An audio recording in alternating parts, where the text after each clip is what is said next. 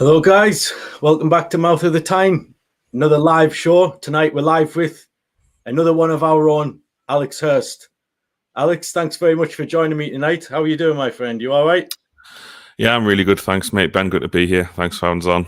Yeah, no, cool, man. Always wanted to get you on pretty much, early doors, and the channel's only been up and running a month, so I'm glad I could get you on, sharpish. So thanks a lot for giving me your time tonight, mate. Yeah, no worries. So Alex Hurst, current chair of the of the Newcastle United Supporters Trust, I believe. Board member. That's my fault for not correcting you. I'm only a board member. Okay, I was the chair. Board member. I thought you'd gone member back. I thought you'd gone back to the chair. Had you not? No, I must have been. No. Thomas Concannon's the chair now. He's doing a good job. Oh, cool, man. Yeah. Well, still involved. That's good to hear, though. Yeah. At least I got something right. And obviously a very popular voice of True Faith, who we all know from your podcast. So I'm sure a lot of the fan base already knows you. There may be some people that don't know you, some kind of newbies to the Newcastle United following that maybe learned something tonight. So yeah, it's very nice to have you on, mate. How are you feeling after the weekend? First of all, let's start with that. Are you chilled out now? I know it took me a couple of days to get it out the system. Yeah, I think I am. I think the big frustration, and I reckon the players and the manager will feel it as much as fans do, is that there's not a game this weekend to put it right. When there's, with not having played the week before, and that game was kind of perfect in isolation because you thought we could give it everything, leave nothing off the pitch, come away with a good win, and then you could really enjoy the next couple of weeks. As it is, there's still so many unanswered questions. Is it a good start of the season? If it's not, if we're going to have a really good October, then we're building on the start. But if we're going to not do so well against Fulham, Brentford and Man United, you look back at the games probably against Wolves, Palace and Bournemouth in particular, and you think that's really where we'll let the season slip away from us. But time will tell. It's not nice, but at least there's a bit of positive pressure on the next couple of games where the lads are expected to produce a performance. Yeah, and it's like I say, we're in uncharted territory. We were just discussing before the show started there that it is new experience for us to have 72% possession, and it is a learning process. And I think as well, it's quite, how can I word it? The grumbles what we had before the takeover, people were unhappy with the whole host of things, but now it's weird, but it's nice to see us grumbling about different things now. Not winning games that we think we should, rather than being, peed off with a terrible, owner with no ambition. So I think it's like our problems have very much lessened. Like when we complain now, we're not complaining about the owners, we're not complaining about the manager, we're not even complaining about the players. We're just, football fans that are kind of, a little bit annoyed that we haven't won a game. And that's kind of football, isn't it? That's at every level. So at least we haven't got the bigger, wider issues to worry about anymore. We know we're in safe hands, which is really good. No, very much so. And there's a little bit of stuff on social media where people said, stop talking about last season, stop talking about the Ashley era, but the pain is still too real for me, mate. This time last year, it's almost a year to the day that a rubbish Leeds team came and drew 1-1 at St James's Park, and certain sections of the media were saying, "Oh, wasn't that a good game?" And it's like we're rubbish. We're absolutely rubbish, and we couldn't get the better of a terrible Leeds who came and just attacked us, and should have scored several goals. Bournemouth, I suppose, coming and basically saying, a bit like Palace to an extent, we would be delighted with a point here. Like you said, mate, that's new territory. It's almost a compliment in itself. Not that I'm trying to excuse the performance, because the performance probably the performance at 0-0 was okay. And then at 0-1, we did get back into the game. But that performance at 1-1, that kind of last half hour, 20 minutes, I think Eddie Howe referenced the last 20, that's the really disappointing part of it. Yeah, it was a hard watching.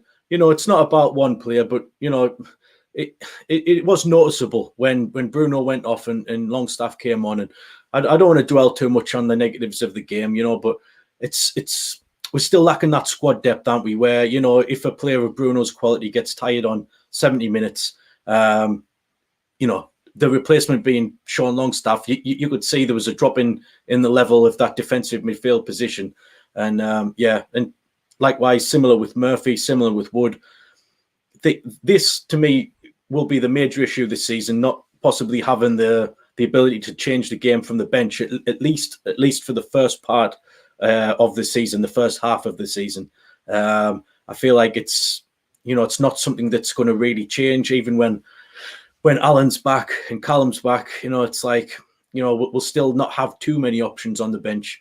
And I just I just worry in that sense that we haven't got enough as it stands. I said on a previous show that I really do think it, slight missed opportunity to not bring in 2 extra players attacking wise.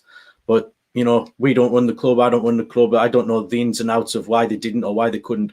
So we have to roll with what we've got, I guess. But, it's slightly it worries me slightly that we haven't got the firepower or the creativity off the bench if things aren't going well, which, we saw in full flight on Saturday. So, yeah, man. So let's take it back, man. Let's go back to the takeover, because I've never really spoke to you about this, on a personal level since it happened. We never really had this conversation. How did you feel? Because we're almost a year to the day, like you said. What were your feelings like I think it was the Wolves match, wasn't it? And I always remember this podcast because I listened to it. It was you and Simon, I think, and maybe a couple of the guys. And it was just absolutely, I could literally hear like your souls were destroyed listening to this game after the Wolves game. And then a few days later, it's like our whole world changed forever. Yeah, just run us through your feelings before the takeover, how you were feeling. And then the release of emotion, or however you felt when it looked like it was going ahead, man. Well, before that Wolves game was a real line in the sand for me, because it was a bit like, what am I doing with my life? There'd been the pandemic, so I hadn't been to football. And I booked 2 trips to Birmingham against Villa and Wolves. Me and Norman from True Faith went to both of them. We stayed over, got the train, stayed over, made a weekend of it. And it was just like, we went to Birmingham twice to watch. It wasn't, the script, Ben. It wasn't just that you were watching us get beat, because we're used to that, aren't we, as Newcastle fans? Nothing new. Going away from home in the Premier League, watching Newcastle lose, comfortable with it, almost too comfortable with it. But it was then having to leave and then listen to the manager say how well we'd done against rubbish teams. Like Villa were rubbish last season. That's why they sacked the manager. The only team that beat comfortably was us. And I was driving home and the podcast wouldn't upload. There was an issue with it. I was doing my head in, technical issues. And it was just like, is this worth it? Because the people who run the club at the time, and I spent a little bit of time with Lee Charnley in a trust capacity, and it was just like, these guys think they're doing an amazing job. If you remember the statement that came out at the end of the transfer window last season, when we'd only signed one, they were the only team in the Football League not to have actually improved the squad, and they gave themselves this big pat on the back statement, and you were just like, what am I doing supporting this? Is it worth my time? And then I went for I told this story publicly, so you won't mind me saying, I went for a pint with George Colkin of The Athletic on Monday, the Monday after the Wolves game, so 2 days after. And he sat me down. The first thing he said is, the takeover is going to go ahead this week. And I just burst out laughing, because we'd heard it all before. We'd heard it so many times before, and it was a really protracted, toxic place, the takeover chat. The fact, fans were each other's throat at the trust. We'd engaged a barrister to try and lobby the Premier League against the decision or the non-decision. We'd spoken to Richard Masters. We'd worked really hard. We'd spoken to Amanda Staveley. We'd got 7,000 people, I think, to write to their MPs who got it in the House of Commons. It wasn't a fun process for anyone. Yeah. And then to be told, oh, it's happening, from a very, very trusted person who knew the crack, I just burst out laughing. I was like, no, it's not. And then he did convince me a little bit, but we were both like, well, let's see what happens this week. And then, sure enough, I think it was the Tuesday. Yeah. So it was the next morning when I woke up, by about midday, that this is weird talking about this stuff, but that Qatar, Saudi Arabia ban on being sports had lifted, and it was like, oh, hello, here's this could be true. Yeah. And then the next 24, 48, 72 hours were just some of the most intense times of my life. We recorded about 10 different podcasts, through the Trust and True Faith. It wasn't about 50 radio shows, news shows with my Trust colleagues and my True Faith colleagues. And it was just like, couldn't, hadn't slept, couldn't talk. Went down to St. James's Park on the night it was announced. And it was just like, memories that'll last a lifetime. And also probably even then, proof that what we'd known all along was that the football club would wake up as long as it had someone at the wheel who was willing to drive it forward. It was a real special time, mate. I don't know what it was like for you. Yeah, it was. It was amazing. Obviously, I was actually at work on, was I there both days? I think I was at work both days. So with me working long days as well, like 12-hour shifts, and I never got a chance to like leave and soak it up outside of work. So I was just constantly, glued to the phone, sneaking in the office and what have you. But yeah, it was absolutely amazing. Like I just replied to War Flag's tweet yesterday. Or it might have been this morning. I can't remember. I think it was yesterday. But they were saying, what was your best moments of the takeover when it first was initially announced? And for me, the wake up call was on that. I think it was the Tuesday morning. I think it must have been. Was it Tuesday the 6th, something like that? And somebody had leaked the flight manifest from London, wherever they were flying from. I forget the airport, but come up north. And at first, everyone was like, "Oh, this is fake." The account was anonymous. It had no tweets. It was a burner account. Someone had literally created a burner account to post it, and it was only up about 10 minutes before it was taken down. Luckily, a few of us screenshotted it, and we were just analysing the names, and it was like, these guys are on the way. Like, if you believe this flight manifest, the entire consortium, not just one or two of them, all of them, and their personal assistants, and everyone else, they're all coming up, and it's today. So it's like, and then we obviously heard the news. I think it was just after in the morning, later on in the morning, about what you said there about the piracy issue, quite openly being sorted. Sky Sports were willingly passing out this information, and it just seemed like, this is actually something here. And from that moment on, I think we were just glued to our phones and our tellies, weren't we, for the next 48 hours. Crazy. I didn't get through on the night of October the 7th. I was still at work, but I went through the next day with Paul from the Tyne Review. First time we'd met, but just randomly thought, two Tyne fans, both day off work, let's go. And we got there for the aftermath. So it was like, everyone had gone home. Still a hell of a lot of mess there to clean up, but the atmosphere was great throughout the day. Everyone was just, passing through Shearer's Bar, well, 9 Bar at the time still, but and it was just fantastic. The sun was shining. It was just amazing just to be able to walk around the stadium and think, he doesn't own it anymore. Ashley's gone. And it was just what we'd all dreamed of for 14 years, I think I was 20 when Ashley took over. We're a similar age, so I'm guessing you were somewhere around that age too. It's like we've had to put up with it through all our 20s, our whole kind of adult life so far up until last year. So I feel like we've all just gone on this journey together, and something now we're only going to have to look forward. But it was an amazing time. What was it like having to sit on that information? Obviously, it was only a few hours in the end, by the time George had told you, but I bet you didn't get much sleep that night with the cogs whirring in your brain. About 8 pints helped me get to sleep that night. Yeah. But you know what? It wasn't even. I'm a fairly busy person, so when I get into work, I've got to think about work and stuff. I still didn't really believe it.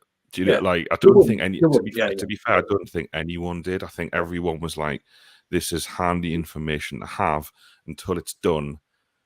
No one was getting too far ahead of themselves. No one, even fans, initially when that first stuff broke, there was a lot of stuff on social media, but a lot of people I spoke to were like, took a long time to be convinced. And I think by the night time, people was, before it was announced, was like 7 or 5:42 or something was announced.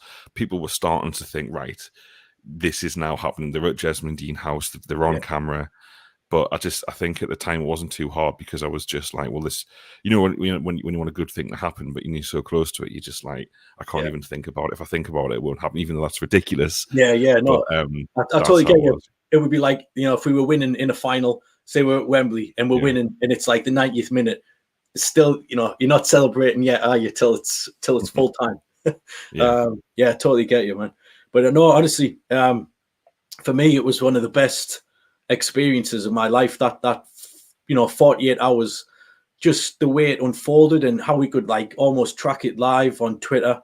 It was like, it was just amazing. I'll never forget it because it was the anticipation of like, this is it, this is going to happen. And you know, we, like I say, the flight manifest, and then the piracy, and then, you know, you waited for the big hitters to, you know, back it up, and then, like, you know, you had Craig Hope and George, and then even the more negative journals like Luke. When Luke tweeted it, it's like, yeah, you know it's going to pretty much happen at that stage. But yeah, man, absolutely amazing. And yeah, I can't believe it's been a year almost already. It just feels like it was just yesterday. But you know, we've come a long way in a year, man. Did you ever give up, or feel like giving up before? Yeah, you know, massively, yeah, because you had that initial celebration in April 20, then May 20, then doubts in June 20, then July 20, it breaks down. Then we did all our stuff at the trust alongside other fans doing other things, which is a lot of time and money and effort. And it just, because there was the Premier League's official explanation to us was that they needed to know who would own the club, and the club wouldn't be state-owned. It just didn't seem there was a way around that. It just didn't. People were questioning Amanda Staveley, her character, saying, is she a fantasist? Is she a liar? She proved herself emphatically to be not those things, but still probably not very nice for her and her family to hear that kind of stuff. But I definitely gave up hope because, you know, there were certain people within the club, and I think Lee Charney was one of them, who were kind of briefing that, like, he didn't think it was going to happen. I don't know that for a fact, but just from what I was hearing, people inside the club were very skeptical about the whole thing. And if they're skeptical and they work for the football club, then it made me skeptical. And I think it got to the point for everyone where, even though a lot of fans never gave up hope, and fair play to them, from a personal happiness perspective, you were like, I need to support this version. As terrible as it was, I need to support this version of Newcastle United. Now, if there is a better version to come, which there was, thank God, then we can deal with that then. But for me, particularly making a lot of content about the club, it was like, I can't just keep saying, if the takeover happens at the takeover. It's been 2 years nearly. It's that is the mad thing, isn't it? It's that it happens. You said it. It happens so quickly. It was like within 48 hours, it was done after 2 years nearly. Yeah, totally. And it's like, you know, you just mentioned this, like, you know, you couldn't keep mentioning if the takeover happens, but it just, towards the end of Ashley's era, the fun had been taken out of it, hadn't it? Not just on a match day, the fun had been taken out of it. You know, I'm putting words in your mouth here, but for the podcasting kind of side of things, yes, you were still doing all this, but, you know, it was the same, like, it was never going to change, was it? Like, every week it was the same stuff under Ashley. You know, we still had the same issues, and it's what's given us like the fun back. You know, like when we use Twitter now, we're having a good time when we use it. You know, when we're making these YouTube videos, we're having a good time. You know, we're enjoying ourselves again. You likewise, I'm sure all the crew and all your friends on the podcast, everybody just can't wait to get into the studio now afterwards to, like, you know, they're not dragging the heels. They're running up them stairs ready to get the office, and you're banging out these podcasts, man. You know, it's like, it just feels like hobbies. The way I look at it is, hobbies are meant to be fun, aren't they? You know, hobbies are meant to be fun. Hobbies are escapism. Football is escapism. Football is a hobby to many people. And like I say, it's meant to be fun and enjoyable. And for so many years, it wasn't. And I've said this on a few podcasts, but I'm going to say it again. My take on things was, to run a successful football club, you got to have two things. You got to have ambition, and you got to have hope. And if you don't have that, you know, you can maybe get away with one of them, but if you haven't got either of them, then you're never going to be a success. I just feel like for so many years we lacked ambition, we lacked hope. you know, you could be a football club in League Two, but as long as you've got ambition and you've got hope, you know, it's still enjoyable, isn't it? You know, there's something to aim for. Whereas with us, we were just floating, you know, rattling around between the Premier League and the Championship with no greater aim than survival, which is crazy. And you wonder, you know, with the signings what we made and how the club was being run, was survival even a part of the you know, agenda? Did he even care if we stayed up? I'm still not sure whether that he ever did. I think, you know, part of me just thinks we got relegated twice. It could have been 4 or 5 times. Really, we were quite lucky. I don't know. Just to me, did nothing to protect his asset on a business side of things. And for a supposedly very astute businessman, I've never been able to wrap my head around it, Alex, how somebody so, you know, knowledgeable in that on that business side of things with the way he's run his other businesses couldn't step back and think, wow, I've got something here that's a little gold mine. If I just, you know, invest a little bit, or, you know, the advertising would snowball if we were getting greater coverage of, you know, on TV more. If we'd made Europe more, we could, you know, we would have pushed his brand on a global scale, and just could never wrap my head around it. Just didn't seem willing to invest. I don't know your thoughts on that. Did you feel something similar? Just how was he so good at business, but not at a football club? I think that it depends where you're coming at it from, because we have to remember that he's bought a football club. Its commercial revenue stood still when it was one of the most commercially attractive football clubs in Europe before he took over. It was relegated twice. It bled, like people say, 10,000 fans, but probably 2 or 3 times that amount in the period that I was here. It was a toxic brand, and he still made a big profit on it. So how bad a businessman is he really? Because if me or you bought a business, any business, and did that, wouldn't make a profit. And I think Ashley was one of the first people to realize that the TV money, as long as you stayed in the league, the TV money would keep you solvent. And it doesn't matter how you stay in the league, as long as you stay in the league. And he failed twice, but the first time they should never have gone down because it was such a car crash season. The second time, I just think he let Lee Charnley hang on to Steve McLaren for too long. Yeah, it was too Apart late. from that, there was never any. I mean, there was the West Ham game in 14 or 15, 2015, the West Ham game when we stayed up on the last day. But apart from that, the other seasons we were never deep in the relegation zone. I'm trying to tell you through his eyes, not ours. No, totally. Where he's thinking, I'm getting away with this. I don't have to put any effort in. I can run a skeleton staff. I don't have to care about commercial revenue because we don't want to climb the league. We just want to stay in the league. And if you actually look at a lot of the most toxic seasons while he was here, that season in 13-14, where we were 5th on Boxing Day, sold Kabay, finished 10th, had Pardew headbutts, a player we don't win for 12 games or something. Even though we finished 10th that season, that the way Ashley sees it is, well, they're 10th and they're still kicking off. So why even? I'm not trying to justify it. It was a disgrace. It was a terrible way to run a football club. But in terms of how he viewed it, he just wanted to keep the club in the Premier League to sell it. One day, someone would come and recognize the potential, and he knew he had to see the potential to know it was there to sell. And that I suppose is the thing that kept me going. Realistically, although the stadium's great, we didn't have a good manager, we didn't have good players, we didn't have good facility. Stadium's fine, but you don't own it. You can't really extend it possibly. What's the one saleable asset? And it was us as fans. And I think people shouldn't forget that. The 305 million quid or whatever it was, the vast majority of that payment is for the fan base and the potential that fan base provides. And, he got his money, and it's sadly, you just said it's kind of scarred your adult life from a football perspective. It's probably a really successful part of his life. He got a load of advertising for his other businesses, and he made a big profit. Yeah, that's a great way to look at it from his point of view, man. I'm sure he's got no complaints about how he ran it. We'll wait and see what his next big business venture is. Maybe he'll just relax and enjoy the profit. Who knows? Who cares? He's gone now. But yeah, it was great to hear.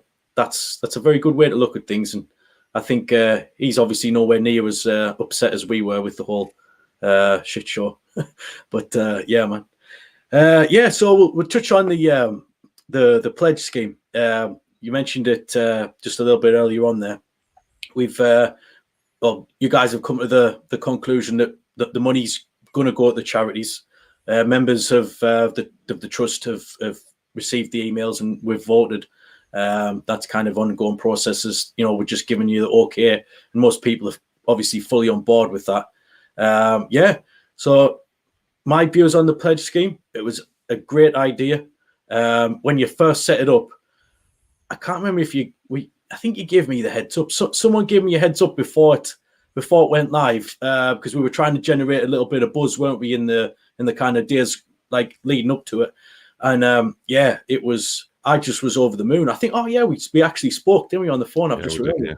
Yeah, we did. It was a very amazing phone call to get that, and I thought, wow, this is something I want to be on board with. Obviously, I was donating kind of straight away, but I think a lot of people we spoke to were very receptive of it. It just seemed like an amazing opportunity. We all had these ideas of like, yeah, well, this is something, if it works, we can, even if it wasn't there was a bit of confusion as to whether it was, going to buy, Ashley out of it or whatever. But like you said and clarified, it was more to, if we did get the new owners, we would make sure this situation never happened again. We could get the 1% on the board type of thing, and it was going to be looked at that way. Like, as it turns out, we've got great owners, and the trust has a great relationship with them anyway now.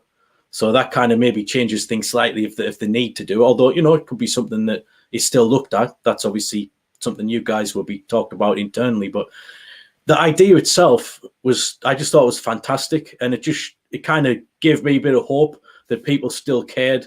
People still wanted to, whether it was get Ashley out or just make sure this scenario didn't happen again. Yeah, I just want to say, thanks for trying, mate. Thanks for coming up with that kind of that solution. Although it didn't get there in the end, we made a hell of a lot of money from it, and it's all gone to a good cause. And the thought process behind it was brilliant. So yeah, thanks. That's all I want to say on that, man. What's your thoughts on that? Were you happy with the way things turned out with it?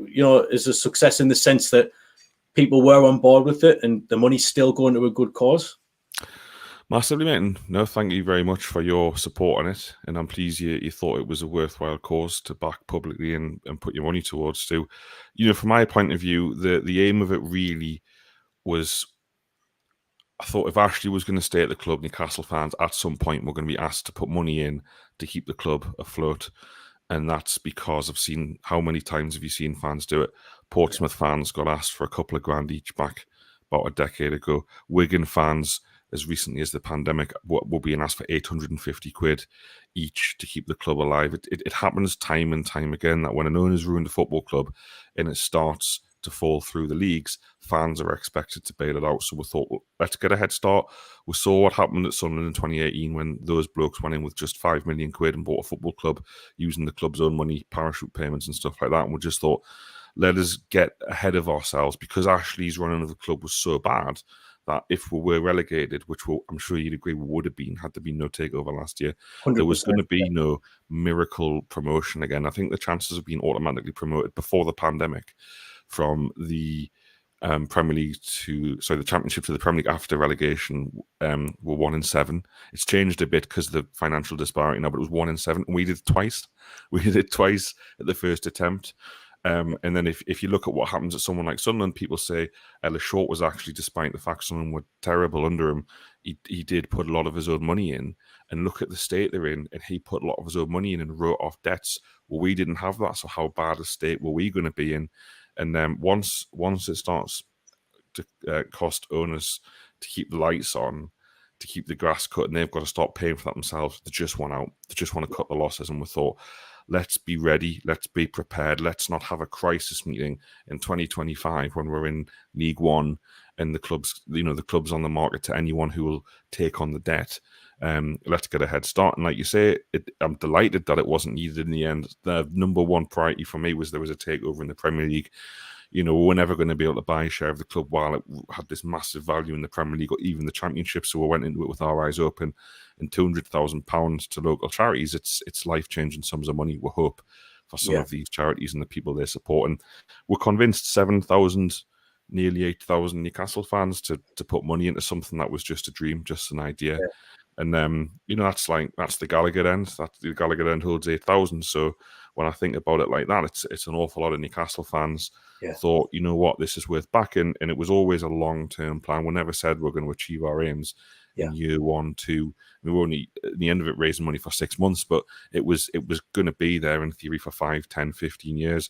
The fact that we haven't needed it because the club's now in better hands with good financial backing, and, you know, not just the backing from the majority ownership, but also the fact that they want to build a sustainable club with good commercial deals and all that kind of stuff. It's I'm really proud of it. I can't wait. The voting ends tomorrow night for members. I can't wait to get the money to the charities, and then it's just done. We can look back with smiles on our faces. But I'm really keen for the charities to get the money, and just it's a good example, mate, of the power of Newcastle supporters. Like, have any other Premier League clubs done this? I don't think so. No, that's it, man. No, it is. Honestly, it's a really great feat, and I just think it ties in with the kind of protest NUFC stuff which happened, you know, around the same time. It just showed that fans hadn't given up. You know, we're talking about there, like I asked you earlier, had you given up? And like in a football sense, like, yeah, we had, but I think we still had this greater hope, didn't we? That you know, we would never let the dream die.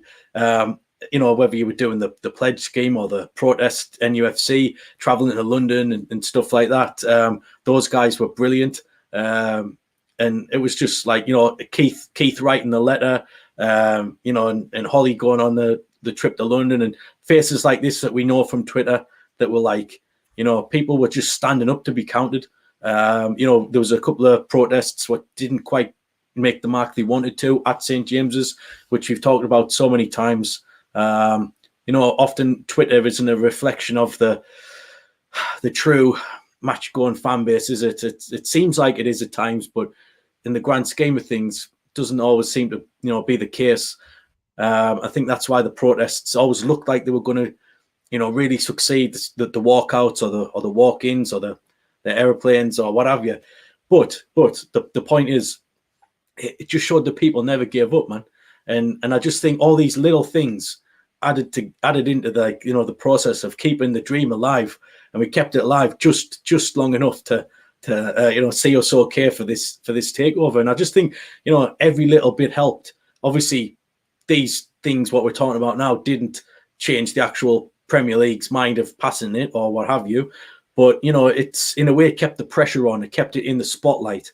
You know, we never just kind of sat back and thought, yeah, well, the dream's died, it's over, let's just, you know, this is our life, let's carry on supporting Ashley. And we just, it was just amazing that we never gave up hope, man. But yeah, so it was a very great, you know, idea, the pledge, and like I say, I'm really happy that it's the money's going to some excellent local charities. Can't wait to, you know, see some photos of, you know, when they're presented with the money. It'll be absolutely amazing. I'm sure everyone will be buzzing for that, man. So just once again, mate, thanks very much for that. So just as we cracking on, just couldn't get you on the show without finding out a little bit about the real Alex Hurst and what kind of got you into Newcastle United. You know, you've become a well-known face to loads of Twitter users over the past, say, a decade or so, and people will know you now from going to the match and such and listening to you on the podcast. But what got you to this stage of this, you know, being so kind of enthralled in Newcastle? Like, what was it that sparked off when you were a kid? Did it run in your family? Did it get passed down to you? How did you get the affiliation with the club initially? Yeah, passed down to me. My dad's a big Newcastle United fan. He's season ticket.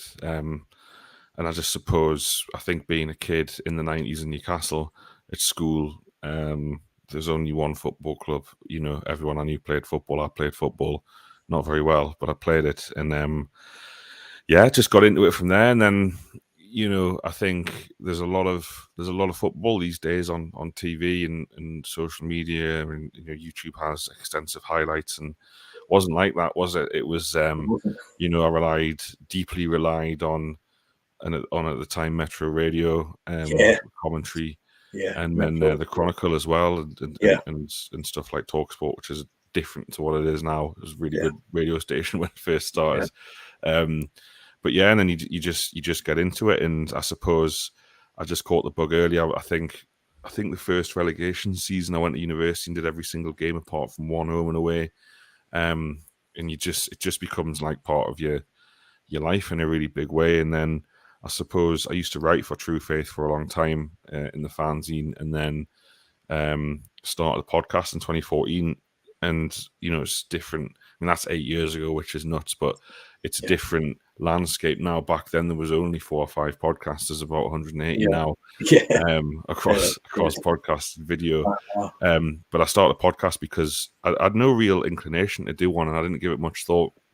As someone who was doing a lot of away games at the time, I just didn't feel like at the time there was a podcast that had anyone on who was watching Newcastle. I was probably doing about 10, 12 away games at that time. And it wasn't that the other Newcastle podcasts were bad, far from it. I just thought I want to start a podcast to give representation of people who are at a lot of games, home and away, rather than watching on TV. I mean, these days I only do 4 or 5 away games now myself in a season. Though if we start winning loads of games, that might change. Glory supporter, but when you got the loyalty points, you can take your choice. So that's a kind of a bit of a short history for you. But I mean, with the trust and stuff, it has got a bit full on. Had kind of taken over my life a bit, so it's nice that we're not rubbish anymore, isn't it? No, man, it is. No, like I say, it is a big part of your life, and more people are getting to know you, and you've got a couple of big kind of things in your life there with the trust and with NUF, and with True Faith. So it's you've got some great things going on, man. A lot of respect for anybody that puts so much time and effort into Newcastle United, especially in the dark times. So yeah, man, it's all good, but. Yeah, I mean, I was much like you back in the day. I laughed there when you said about Metro Radio. I was like, kids these days, they don't understand. Like, we didn't have these dodgy streams. And this was just like dudes in the bedroom with their little, alarm clock radio and, Metro Radio on. And the Three Legends, of course. That was another classic Northeast show, which, I've forgotten all about that. But yeah, man. And you just had to kind of visualize it, didn't you? Obviously, we were still watching Match of the Day on the night for the highlights, but during the game, if you weren't there, it was just audio, and you were just trying to create this. You never quite knew how close we were to scoring, or you couldn't quite get the perception of it. So everyone's kind of memories will be different of certain games, but yeah, it was great fun, man. And I remember jumping around the bedroom and smashing the shit out of the wardrobes and stuff like that. Oh, those were the days, man. Those were the days. Really good times, man. But hopefully we'll have some better times. And we've both got young kids now, and I think hopefully they're going to have a better future than what we've experienced in the past 15 years, anyway.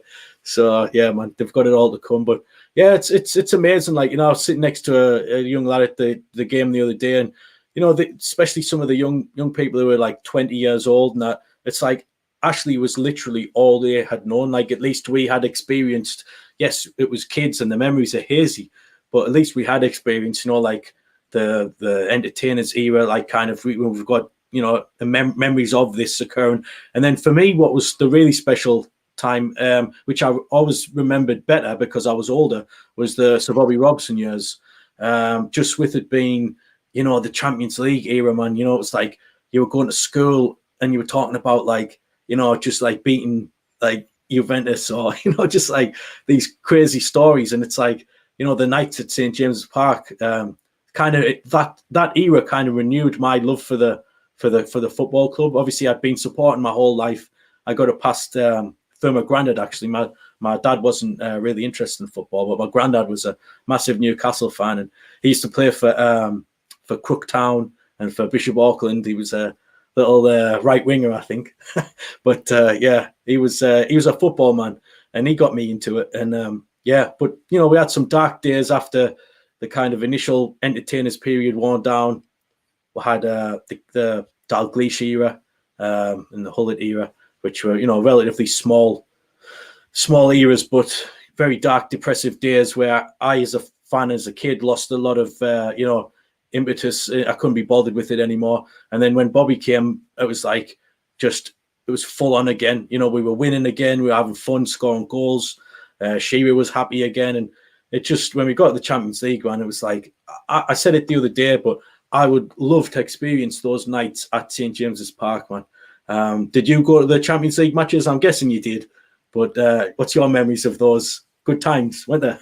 Yeah, good times. It was expensive though. That's the thing. It was really expensive. I think the club did a deal for the first set of group stage games, but then being 14 or something, I couldn't afford the deal, and I had a small job at the time to try and buy money for match tickets. And that's the thing, like league tickets, I think it was costing me 11 quid for an under 16 ticket, and in the Champions League it was like 26, 27 quid, and you were like, do I want to go to 2 league games or Dynamo Kiev at home? And I chose Dynamo Kiev at home, and I'm pleased I did. But I was there that night. It was great night. Gary Speed's great goal. But it was just, I think it's the natural level of the club, in my opinion. People will say that, typical Newcastle fan, but I think if you're there and you experience them, it's a stadium built for European football. That's why they extended the stadium, and they expected European football for years to come. It hasn't worked out for reasons we've discussed previously, but it's just different, isn't it? And this is, I suppose, to bring it back to this season a bit. I suppose you made a really good point. I don't know whether it was on air or off air when you talked about Bruno Guimaraes and players like that. They haven't signed for Newcastle to not play European football, and maybe one of the creeping frustrations of this season is it's a great season to kick on and really maybe push the top 6 because we don't have European football currently. And that makes it much more complicated. And if we think like Jacob Murphy and Sean Longstaff are struggling against Bournemouth, how would they get on in Europe, European football, if indeed they were still at the club, to take it back to conversations about squad depth? But great days, mate. And like you say, it's the younger generation of supporter. I'm kind of really passionate for those guys to experience what us older fans have experienced, and just understand that a lot of the public narrative about what the Premier League is, which is 6 big clubs mostly based in London, Manchester and Liverpool, that isn't how it used to be for the vast majority of time in English football. And it's only the last decade to 15 years that originally the top 4 and then the top 6 with the addition of Spurs and Man City. If there is any club in the Premier League that's going to break that up, it's going to be Newcastle United. But that will have only broken a temporary hiatus as Newcastle being one of the biggest clubs in the country. And I think there's a lot of supporters, quite understandably, don't quite see that because they've grown up in a football culture that lionizes these London, Manchester, and Liverpool clubs. Yeah, man. No, it's just so nice that we have our club back and we can actually have these conversations, man. It's like, for so many years it was just same monotonous stuff, and I always obviously I'm from Durham, so when I used to travel back from Durham, it was always like such a long, depressing trip on the train, and it was like now I kind of I'm making a whole day of it. I'm meeting people from Twitter who I've kind of been acquainted with, and meeting new people, and everyone's just all with smiling faces, as they say. Just makes it worthwhile, doesn't it? This kind of, we got Ashley out of our club. Took a long time, but we did get there, and now we're just we're living the dream, man. And even just conversations like this, just it's what it's all about. Chatting about Champions League, and why not, man? Let's live the dream, man. It might take a couple of years, but that's the point I was making, kind of just off air before we came on. It was and I mentioned it briefly on the show, the post-match review show the other night, but it was I just worry, with regards to keeping our best players, and it's great that these are the worries what we have now, that we're worried about keeping these borderline world-class stars. I think Bruno is world-class, no borderline about it, but I feel like it's going to be tough if we don't progress at a certain rate. How I worded it the other day was, I don't think someone like Bruno will be able to wait 3 years just to qualify for the Europa Conference League. I think that's a good example to get to use. I'm not saying it will take that long. It could happen this season. It could happen next season. The qualification could be there then. But if it isn't, and we, in 3 years' time, we're just kind of reaching that kind of top 7, top 8. Will these players still be here? I would hope they are, but this is Bruno is in the peak of his career now, kind of 24, coming up 25. He could be 28 by the time we, if it was 3 years hypothetically, I just hope we can keep them for this journey what we're going on, and I hope Real Madrid don't come knocking. But I have a funny feeling that they might be back next summer. Well, what's your thoughts on that, mate? Will Bruno, after the Leicester game when he scored that winner, said we want to win the Champions League? So whilst it might have been a temporary moment of complete euphoria from him, and his mind may have taken him places he didn't mean to live on national television, I do believe that he's here to win the Champions. He's been sold a vision. You don't sign for Newcastle United 19th place in the Premier League in January 2022 unless the ambition is pretty big. And I think, like you say, if you're starting for Brazil in a World Cup, and like you said off air, I think Real Madrid are chasing after you. They are the goals you want to achieve in the next 3 years. Now, it's probably a big ask for Newcastle United to do that in the next 3 years. Yeah. But like you say, I think as long as those players can see progress, and to be fair, Newcastle's transfer window, Sven Botman, Kieran Trippier, Nick Pope, Alexander Isak, I think Bruno's got to be happy with that. And other players have got to think, okay, they've come in again, they've spent another 100 million plus. They are on the right direction, and while we don't want to look too far into the future after just 7 games in the Premier League, saying that we're not going to achieve those aims. But I totally agree with your point that all of these players, Kieran Trippier included, Nick Pope, they've come to play European football. Alexander Isak, isn't scouted by most of Europe and isn't going to sign for a club that doesn't have European ambitions. Good news is for him and us, is we obviously do have European ambitions, and our back is to get them sooner rather than later. Yeah, man. Yeah, I don't think it'll take 3 years. I believe if we add the way we've added, these past 2 windows with, a couple of top quality signings each window and a couple of squad players, kind of each window, it'll probably happen next season. I think this season will just be too short to qualify for Europe. I feel like maybe if we just sneaked in a right winger or creative midfielder this summer, it's something that we could have pushed on for. But I think it'll be next season. I don't think we'll have to wait long, and hopefully we get to keep everybody here and happy, and it won't take 3, 4, 5 years. We can maybe do it in a couple of seasons, So I'm hoping that's the case. So just before you go, Alex, time's ticking on. It's been a great show tonight. But just before you go, just want to, kind of elaborate a bit on what we were saying there about, ambitions and for this season and expectations. How do you think it's going to play out? What's your honest opinion of, kind of the players we've brought in this summer, and, if we were lacking anybody, and where do you think, yes, we've got the World Cup coming up, so we'll have time to, get players fit, but where do you think we'll finish this season? It's really hard to say. We'll definitely finish at least 9th. Okay, in my opinion. I think maybe 8th. Higher than that, we saw against Manchester City. There's one team this season have made Manchester City uncomfortable. I know Palace went 2-0 up, but it was 2 set pieces at City. There's only one team that's made them look really uncomfortable, and that was us. But that was us with Trippier, Botman, Bruno, ASM, and Wilson all in the same team. And I don't need to tell anyone watching this that without at least 2 of those players, and for a long time 3, will look like a shadow of that team. So if by some miracle Callum Wilson could stay fit and play in the same team as Isak, and then ASM and Bruno play the rest of the season, I think we could be in the conversation for sixth place. I don't think we'll be in the conversation for the top 4. No. But realistically, Man United are rubbish. And if you look at the rest of the league, West Ham are struggling. Brentford kind of flatter to deceive. Yeah. Who else is there? Leicester are terrible. Leicester. Wolves don't look up to much. Yeah. Who? These top 10 competitors that we've got, Southampton keep getting a good result and getting beat.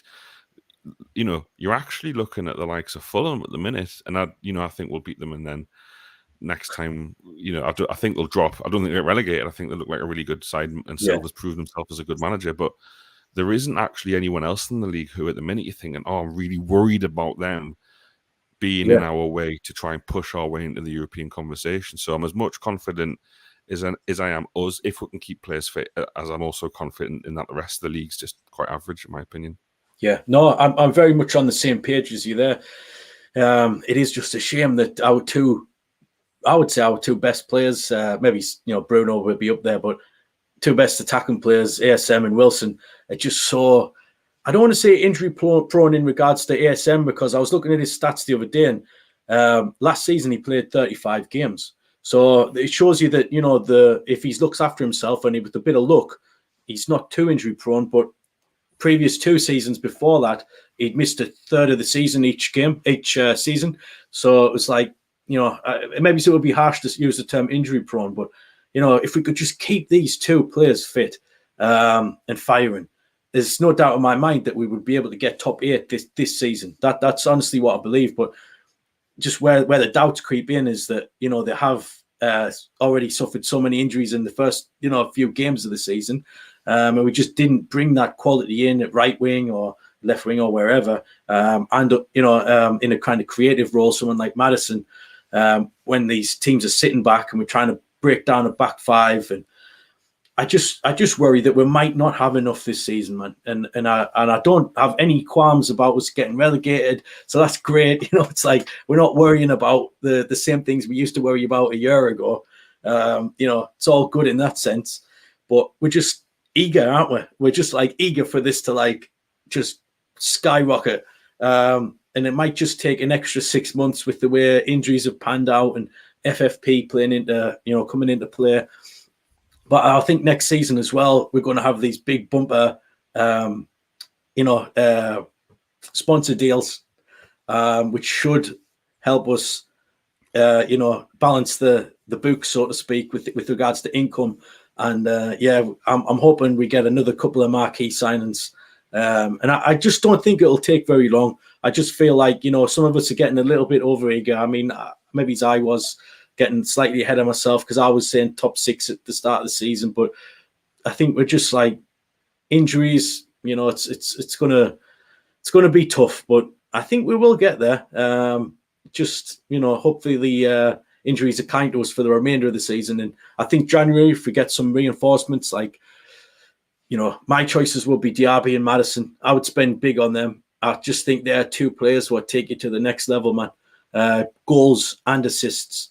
You've got someone, cutting in from the wing that assists and scores, and Maddison as well. If he's playing centrally, he's doing much the same, man. So if you get them in, would you go for them if you were, in charge of signings, would you? I think I'd go for one of them, mate. I think Wow. we need another really, really good central midfielder. I think once I'll give Joe Willock a shout and say he's been a bit unlucky this season, but once the first choice midfield 3, if any of them drop out, and then maybe Willock, there's nothing there, and that's a real concern in the engine room of the pitch. And you saw that on Saturday, where Joelinton kind of, even though he has the 2 best chances of the game, he kind of struggled to make his usual impact because teams are sitting back, so he doesn't have to win the ball back as much.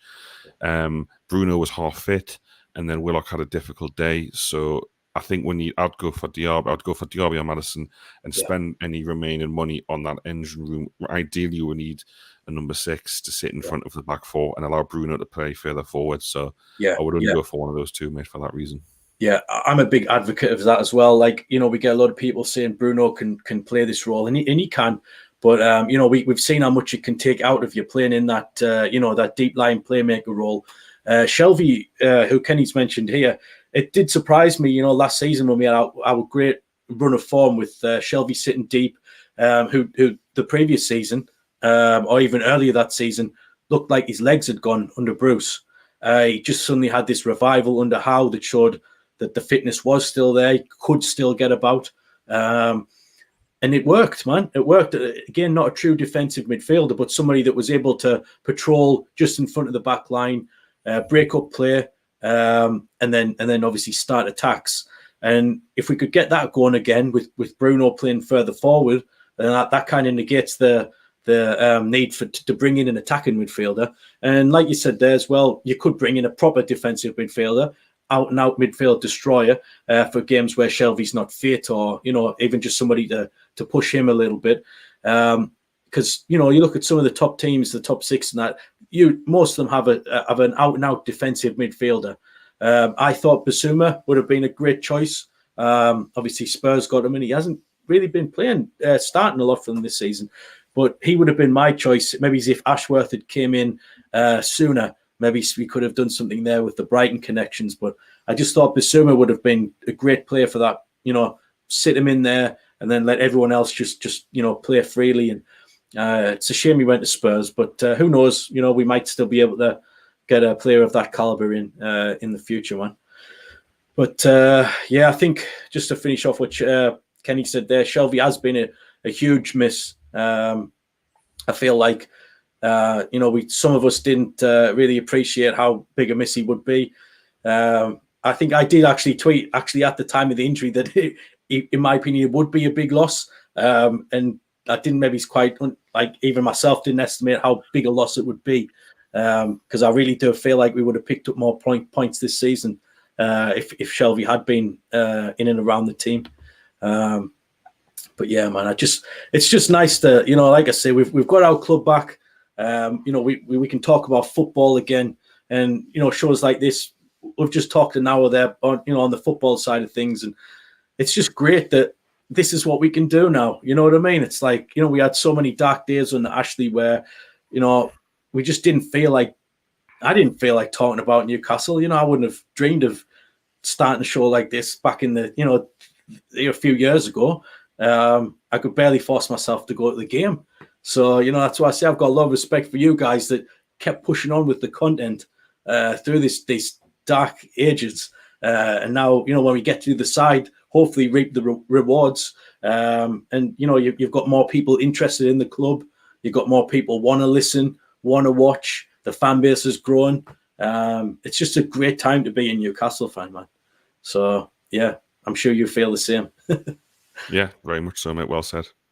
Yeah, man. Well, listen, Alex, time's flown there. We've done an hour, man, and I know we're both family guys, so I'm going to let you crack on for the rest of the night. But listen, thanks again for coming on the show. Means a lot. Know you're a very busy lad these days, like we've just said. So thank you for giving me your time tonight. And I hope all the viewers and subscribers like the show, man. We've been getting some good comments there, so it's nice to be able to do these shows. And the idea is just to get some of the big names of, Newcastle United on and Twitter especially, just to kind of, give a different perspective. We all talk a lot on Twitter, but it's nice to be able to put faces to people, isn't it? And obviously, it's something we've been able to do here tonight. So thanks very much again, mate. If you just stay on the chat, I'll just, I'll say bye to the followers, and then I'll, come and see you just to say ta-ra. So thanks a lot, guys. Thanks for listening. Like and subscribe if you appreciate the content. It is a new channel. We are trying our best to grow it. It's tough, kind of full-time job and family, man, and at the same time trying to give time to this. But I do enjoy it. I really am kind of working hard at it. So really do appreciate it if you could like and subscribe to the channel. And we've got another guest later in the week. We've got Mick from Sweden, who you guys might know as the Alan St. Maximin song guy. He may perform that live, still working on that. So that's something we can look forward to for a bit of a laugh, a bit of lighthearted cheer madness as we get towards the end of the week. But yeah, listen, thanks a lot for listening, guys. I'll leave it there for tonight. But yeah, appreciate you. And cheers. Thanks a lot. See you soon.